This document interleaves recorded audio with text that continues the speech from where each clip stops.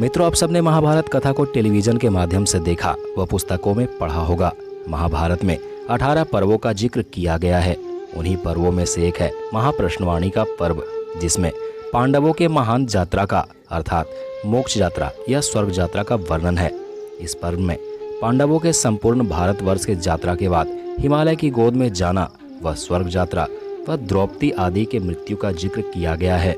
तो आइए आज के वीडियो में जानते हैं कि किस प्रकार द्रौपदी की मृत्यु हुई थी वह पांचों पांडव में से कौन कौन स्वर्ग तक गए थे। परंतु वीडियो शुरू करने से पहले आपसे निवेदन है कि वीडियो को अंत तक देखिएगा व वीडियो पसंद आए तो लाइक, शेयर व चैनल को सब्सक्राइब कर बेल आइकन दबाना मत भूलिएगा। तो आइए जानते हैं उस कहानी को।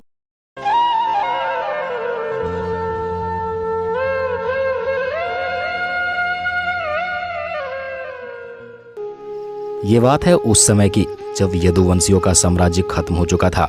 यदुवंशियों के विनाश के समाचार को सुनकर युधिष्ठिर को अनंत दुख हुआ व महर्षि वेदव्यास के आज्ञानुसार पांडवों ने अपना राजपाट को त्याग कर परलोक जाने का विचार किया। अपना राजपाट त्यागने से पहले युधिष्ठिर ने युयुत्सु को बुलाकर उन्हें संपूर्ण राजपाट को देखभाल का भार सौंप दिया। उसके बाद महाराज परीक्षित का राज्याभिषेक भी कर दिए। परीक्षित के राज्याभिषेक के बाद पांडव व द्रौपदी और साथ में एक कुत्ता भी परलोक को चल दिए। अनेक नदियों, तीर्थों और समुद्रों की यात्रा करने के पश्चात चलते चलते पांडव लाल सागर तक पहुँचे। अर्जुन मोहवश अपना गांडीव धनुष और अक्षय तर्कस का त्याग नहीं किया था, तो अग्निदेव प्रकट होकर अर्जुन को गांडीव व तर्कस के त्याग करने को कहा, तो अर्जुन ने गांडीव का त्याग किया। पांडवों ने पृथ्वी की परिक्रमा की इच्छा रखकर उत्तर दिशा से यात्रा शुरू किया था। यात्रा करते करते वे सब हिमालय तक पहुँचे। हिमालय को पार कर पांडव आगे बढ़े तो उन्हें बालू का समुंदर दिखाई दिया। उसके बाद उन्होंने मेरु पर्वत के दर्शन भी किए। मेरु दर्शन के बाद आगे बढ़ते समय अचानक द्रौपदी लड़खड़ा कर गिर पड़ी। द्रौपदी को गिरा देखकर भीम ने युधिष्ठिर से पूछा कि हे भ्राता, द्रौपदी ने तो कोई पाप नहीं किए थे, फिर क्यों गिर पड़ी? तब युधिष्ठिर ने कहा कि हे भ्राता, द्रौपदी हम सबसे अधिक अर्जुन से प्रेम करती थी, क्योंकि अर्जुन ने ही स्वयंवर से द्रौपदी को वर लाए थे। इसी कारण द्रौपदी की मृत्यु हुई। इसके बाद पांडवों ने द्रौपदी को वहीं छोड़ आगे बढ़ गए। फिर कुछ दूर चलने के बाद सहदेव की भी मृत्यु हुई। तब भीम ने पुनः युधिष्ठिर से सवाल किए कि सहदेव क्यों गिर पड़े? तब युधिष्ठिर ने कहा कि सहदेव अपने आप से बड़ा विद्वान किसी को नहीं समझता था, इसी कारण इनकी मृत्यु हुई। फिर सहदेव को छोड़कर आगे बढ़े तो कुछ ही दूरी का रास्ता तय करने के बाद नकुल भी गिर पड़े। तब भीम ने पुनः वही सवाल दोहराया। तब युधिष्ठिर ने जवाब दिया कि नकुल को अपने सुंदरता का अभिमान था, जिसके कारण इनकी मृत्यु हुई। फिर कुछ दूर चलने पर अर्जुन की भी मृत्यु हो गई। फिर भीम ने वही सवाल किया तो युधिष्ठिर बोले कि अर्जुन को अपने पराक्रम पर अभिमान था, जिसके कारण इनकी मृत्यु हुई। फिर अर्जुन को वही छोड़ जब भीम और युधिष्ठिर आगे बढ़े तो कुछ ही दूरी तय करने के बाद ही भीम की भी मृत्यु हो गई। भीम की मृत्यु के पीछे का कारण भी उनके बल का अहंकार था। इस प्रकार द्रौपदी, सहदेव, नकुल, अर्जुन व भीम एक एक करके मौत के आगोश में समा गए। अब बाकी केवल युधिष्ठिर और साथ चल रहा वो कुत्ता बचा। दोनों साथ साथ कुछ दूर आगे चले कि इंद्रदेव अपना रथ लेकर पहुंच गए। इंद्र को देखकर युधिष्ठिर ने इंद्रदेव से कहा कि हे इंद्रदेव, मेरे साथ चल रहे मेरे सभी भाई व पत्नी रास्ते में ही ढेर हो गए हैं। आप कृपा करके उन्हें भी साथ स्वर्ग ले चलने की कृपा करें।